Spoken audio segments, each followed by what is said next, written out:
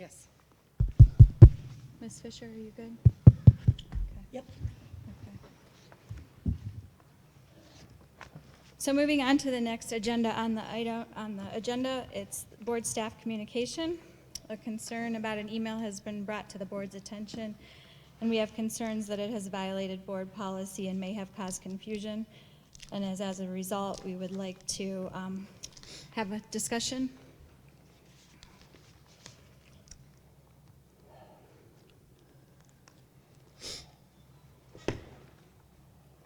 Nothing?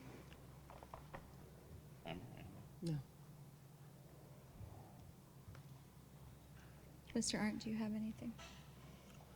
Only that the policies that are enforced within our school district are not the superintendent's policies, they're board policies, they're policies that we all agree with. And I think it's important that people understand that it's our policies and policies that are in place for everybody.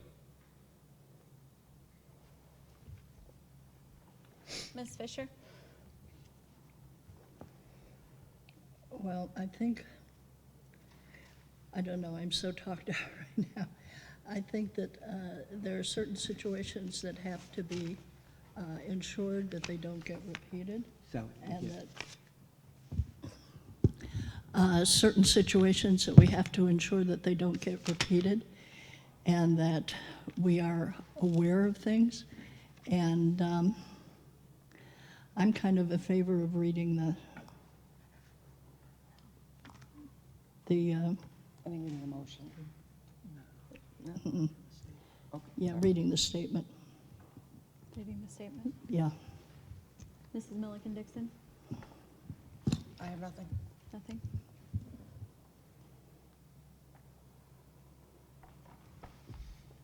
Read the statement.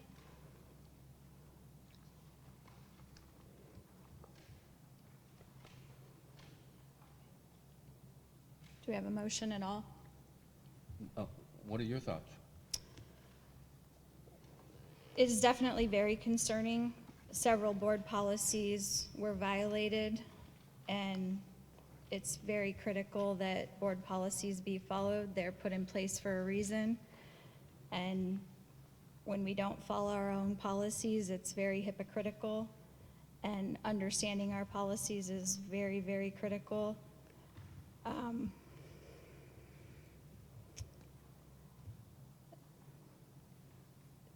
I feel no matter what we do as a board, we're going to be criticized. And I feel that we need to make a statement to make that known that we're in complete and utter disbelief that this public record happened.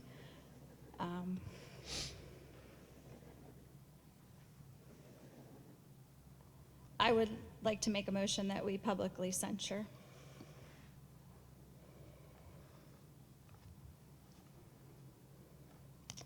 And I will second that motion.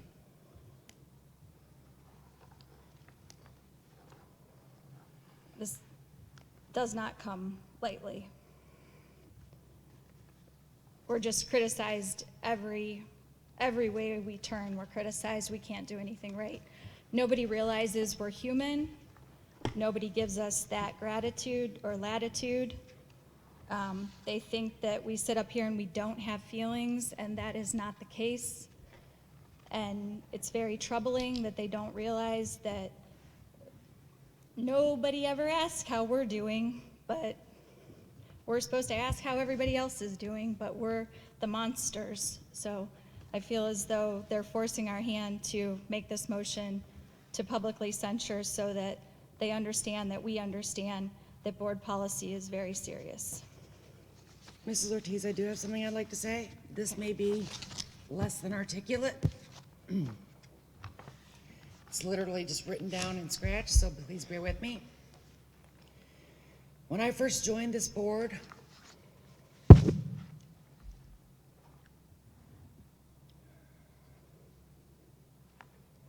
I set out to learn the facets of Geneva schools that I did not learn as a parent while my son was a student here.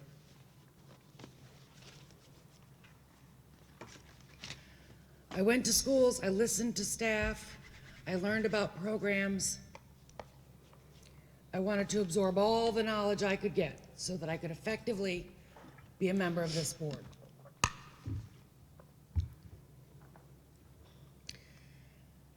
The already deteriorating culture at Geneva schools lent itself to staff approaching me with their concerns. I did not create the dissension. I merely listened to staff concerns and relayed them to our superintendent. It is my belief that staff should feel comfortable communicating with any board member. However, I did write an email that contained inaccurate and possibly misleading information. I take full responsibility for mistakenly stating that my personal phone number and email could be a way to circumvent a public records request. I also made statements that led some to believe I was encouraging a Geneva Schools employee to disobey board policy.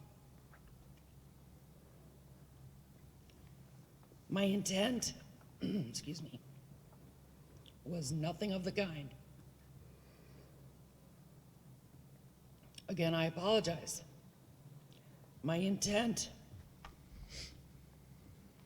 was to protect rather than protect rather than put an employee in a difficult position.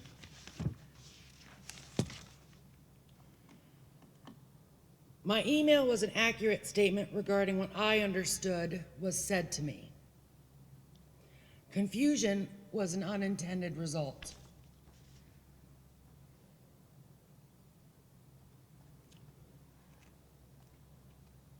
At school board trainings, they teach us a lot about trust.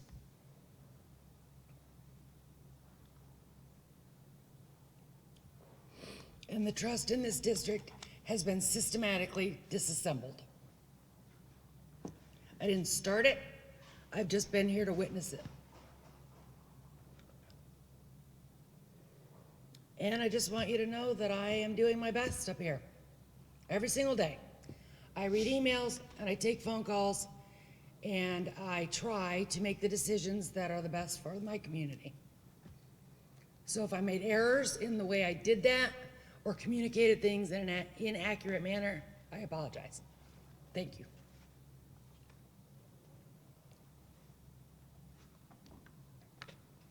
Does anyone else have anything else to add?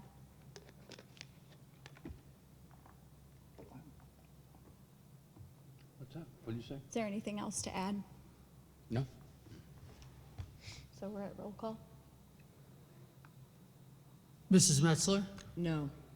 Mrs. Milliken Dixon, No. Mrs. Ortiz, Yes. Mr. Arndt, Yes. and Ms. Fisher. Yes.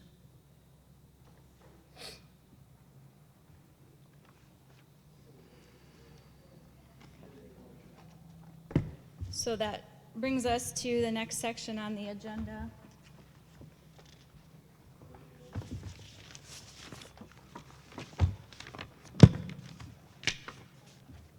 The board has adopted bylaw 0169.1 to provide for 30 minutes of public participation at regular meetings of the board. Each statement made by a participant shall be limited to 5 minutes in duration, and no participant may speak more than once on the same topic unless all others who wish to speak on that topic have been heard. All participants are expected to comply with the standards set forth in the board policy manual with regard to public participation. And we will now begin the 30-minute period, and it will not go past 30 minutes. Those that wish to speak, please state your name and address for the record. We will not extend past 30 minutes.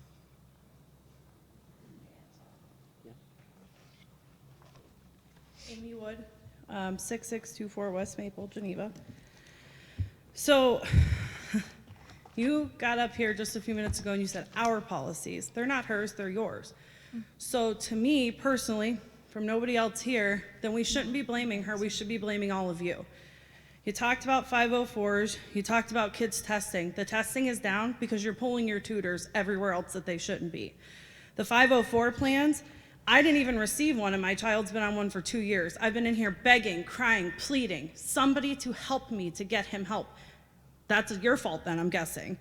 You want to talk about 504 plans? I'm guessing you've been winging it for the last 2 freaking years. Because that's pretty much what you guys said up here tonight is we didn't have a handbook for it, so we're winging it. Well, if these are your policies, then you guys should be fixing this stuff. And I'm sorry, yeah, I'm angry. We just waited for 3 hours to be told that what she was doing was wrong. That's not wrong. She's the only one that's trying to help all of us. But it's your policies, your this. So we've all been blaming her, but it should be all of you that we're blaming. Don't say, hey, you guys don't ask us if we're okay. I don't freaking care if you're okay. You don't care if my kid's been okay for the last 2 years.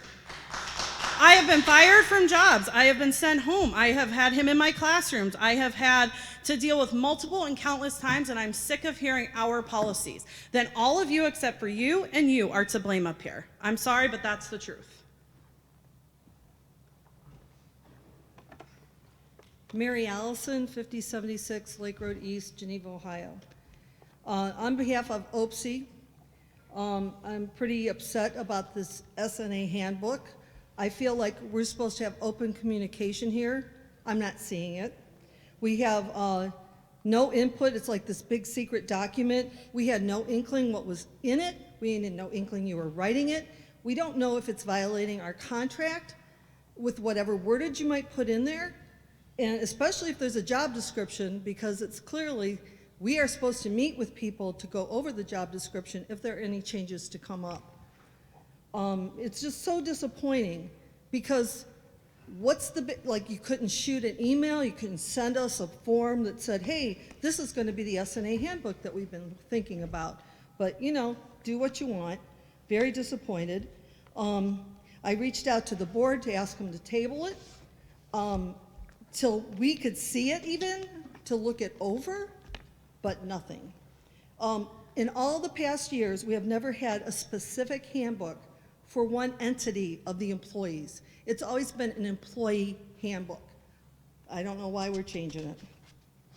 On a personal note, I think all of you guys should put yourself in a position that say, oh, I don't know, somebody might put you in limbo and take away, put you on paid administrative leave, say, for, oh, I don't know, maybe a couple months since like before Christmas, and then just leave you in limbo. No, you know, don't talk to the person. Don't let them know what's going on. But put you guys selves in that, like if you were put in that position, how would you feel if nobody was making any headway, but you're gonna put somebody on paid administrative leave for that long?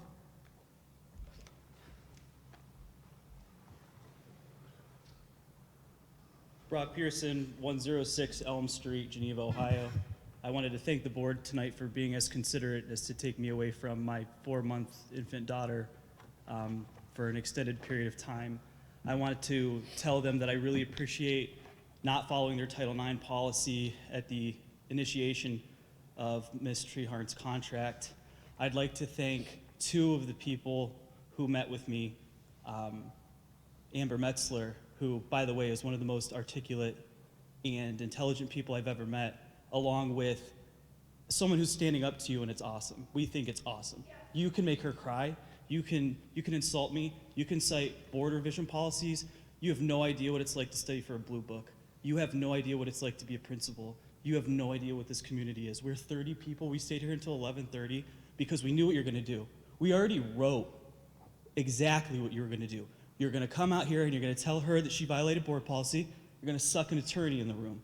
You guys are going to have the ex-counsel for Walter Haverfield, a really wonderful defense firm, especially if you're convicted of a sex crime, to sit there and berate her until she's afraid of legalese for ODE. You have no idea what enforcement is, but we do. And then you're going to come out here and you're going to scare people. You're going to slam them in their face. You're going to tell them that they don't know what's going on. Listen, I have met a million clients like you. They are jokes. We literally make fun. As a paralegal, when you guys call, it's entertainment to me. Now, to the meat and potatoes. We're talking about how we could have spent $1 million earlier for a board office. Then why didn't you? You're saying because you were afraid of the way that it would look to the community. Tell me the timeline of when was a good time for the community. When it's 11:30 at night on a Wednesday? Is that what it is? You know, we need people, women in leadership. We have someone who didn't even pull a petition to renew it because they're so sick of working with you. And I'll let her words be your own since you're being so conflacious with this policy. But it's just cringy. It's out of touch. I shouldn't have to vote. I shouldn't have to run for school board. We shouldn't have to fill these vacancies because you guys legitimately just can't understand conceptually how to do your jobs without having counsel breathing down your neck. It is so hilariously just a highlight of how incapable you are at doing your jobs that it's blatant to everyone but you. So while you sit in your ivory tower and look down on us, realize the butt of the joke is not by any means who you are or what you stand for. It's how badly you do your job. So if you're going to say that it was a violation of asking someone through an official email to circumvent your public records policy, which, by the way, that same person, you published in a public document her son's name, non-redacted. I had to file with your insurance agency, literally, with Mr. Lillie on how we were going to properly redact it. Did you notice your insurance company? Did you contact counsel? Did you follow the Ohio Revised Code? Ask yourselves that. And if you need your statutory agent to contact me, you guys have my email.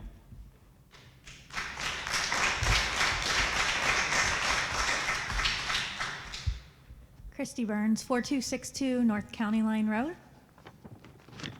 I'm going to speak on a couple things that I've spoke on before, and just hoping as we go into this new school year that maybe there have been some changes going into the year. Can you hear me now? Okay. So some things that I have been concerned about as an employee and as a parent. Number one is our emergency medical forms. Please, before we get into this new school year, can we have something figured out where we're not going into the last quarter of the year and not having forms for children? There's a problem with not being able to, a child not being able to have that completed prior to the year when the year rolls over. So people think they've done it in the summer and it doesn't happen. So we need to have some type of system, because that includes our photo policies, all those pictures we're taking and putting on the web. I mean, all these things that parents need to sign off on, we don't have those if we don't have an emergency medical form, because they're all contained into one document. So please, before we get into this school year, can you take a look at that? Number two, I just want to thank you very much. I know what it feels like. I talk to kids often about how sometimes people can just make you feel down on yourself or pick out something when they're less secure about themselves. And I know how big of a challenge that is. And I would just say, keep your head up. Number one, Mr. Arndt had stopped me one day out in the parking lot here. He had came to the high school to do something, and I invited him, just like you had came to my office to speak with me, just like you had came to my office to speak with me. I invited Mr. Arndt, and he assured me he was going to come, and I haven't seen you. So here's another invitation. Please come to the clinic. Thank you. See how things are. See there's improvements that can be made across the board. And if you would actually step into the schools, I think you would see that there are so many basic functions that aren't being met. And I just invite you to do that. Thanks.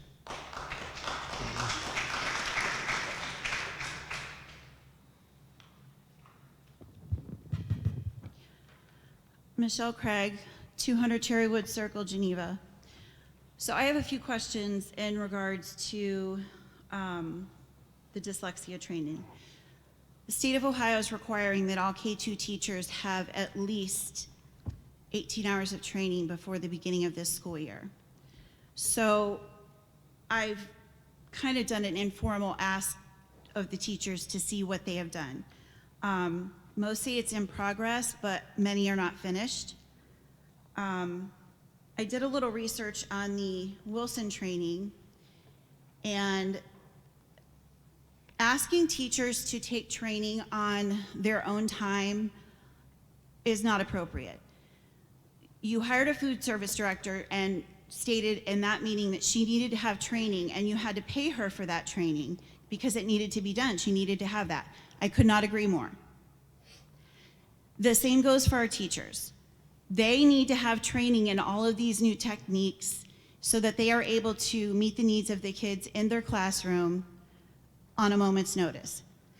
Sitting in a room with a Chromebook, watching slides for 4 hours does not a training make. On top of that, the dyslexia law talks about the science of reading, and I know many may not know what that is, but it's a new, not really new, but it's definitely a piece and part of the dyslexia training, recognizing students that may have that issue, and there's techniques and things that you can do. It's wonderful. So that leads me to my next point, that our middle school, again, still has no language arts program. And our elementary schools are currently using Wonders, which is laughable because it is so far away from the science of reading, and it's out of print, and you can't find any workbooks. You have to make all your own copies. It's not relevant. It's not kid-friendly, but you're finding these classes and having these teachers, and they have to finish the certification, which I found out tonight is you need to find, in order for you to get paid for that full course, once you've got to a certain point, you have to find a child in your classroom that has not received any formal intervention. Okay, well that's tricky because we're in a Title I district and all of our kids are eligible to receive interventions. So if you find this kid and you make them your case study and then you turn all of that in, so then on the back end you'll get paid your $35 an hour or whatever the stipend was. That's not how it works.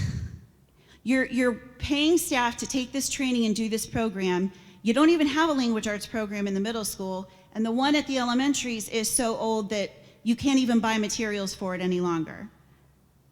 I feel like we have this flipped.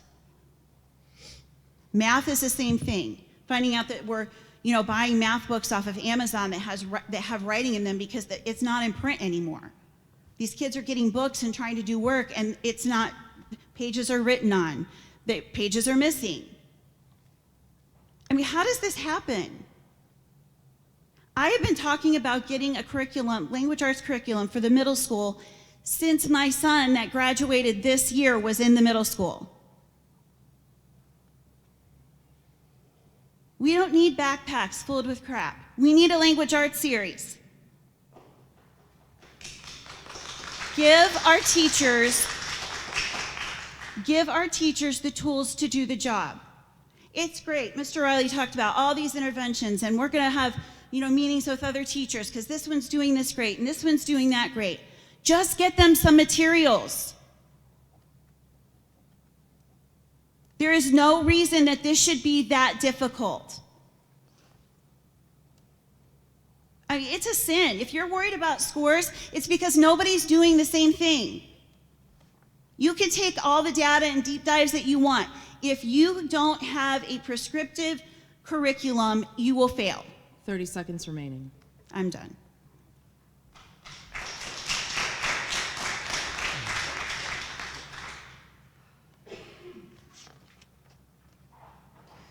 Audrey Pate, 1976, Behringer Place, Geneva.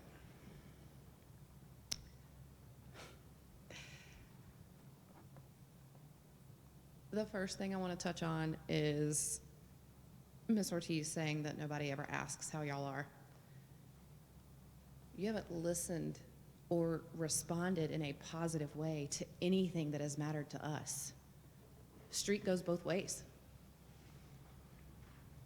Why would we have any faith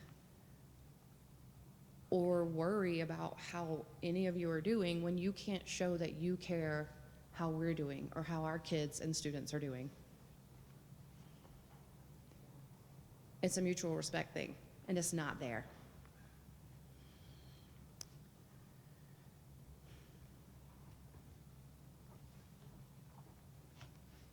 I'm gonna ask a question. I doubt it'll get answered, but I'd like to ask it and have an answer before I make my next statement. moving the public session on the agenda, I'd like to know if it was a board voted decision or a single dictatorship decision.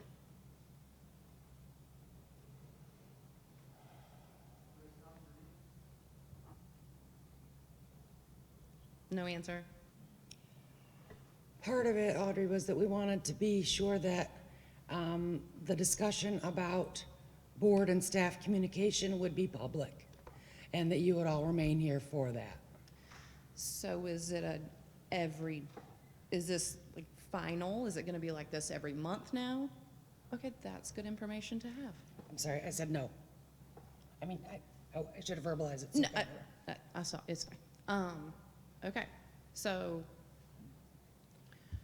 that is good information to have, because what I wanted to get up and say is that it's absolutely ridiculous that we went from 2 public speaking sections down to 1 at the end of the meeting, and then you took it further, and we had to wait for y'all to finish whatever you discussed for 3 entire hours. So it's good to know that it will not continue to be that way. I'll withhold further feelings about it. Change is, I'm going to end with this. Change is coming in November, and I can't wait to see it happen, and I hope you're ready.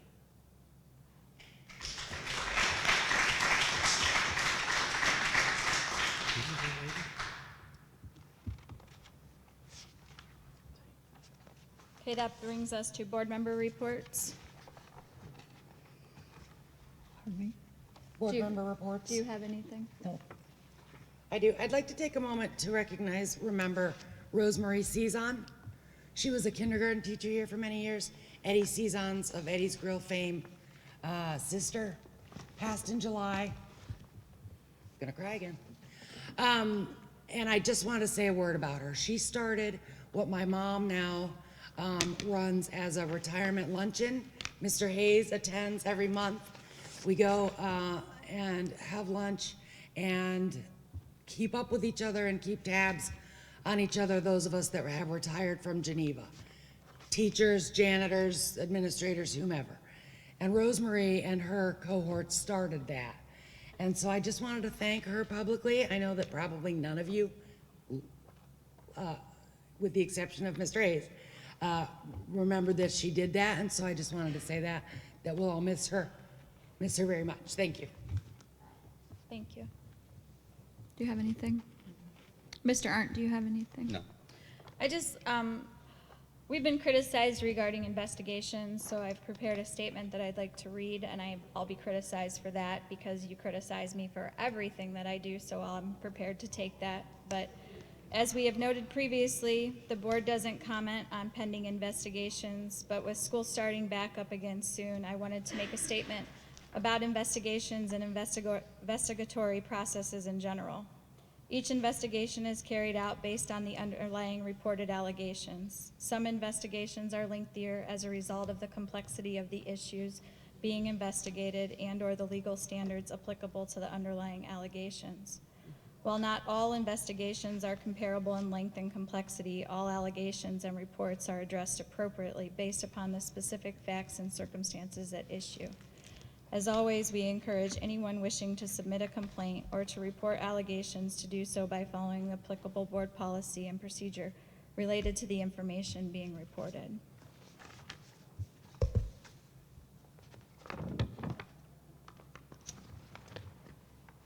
Do we need a motion to adjourn? Motion to adjourn? Second. Um, I'm sorry? She's asking. Oh, I'm sorry. I thought you moved. I apologize. I move that we adjourn. Second. Second. Roll call? Mrs. Milliken Dixon? Yes. Mrs. Ortiz? Yes. Mr. Arndt? Yes. Ms. Fisher? Yes. And Mrs. Metzler? Yes.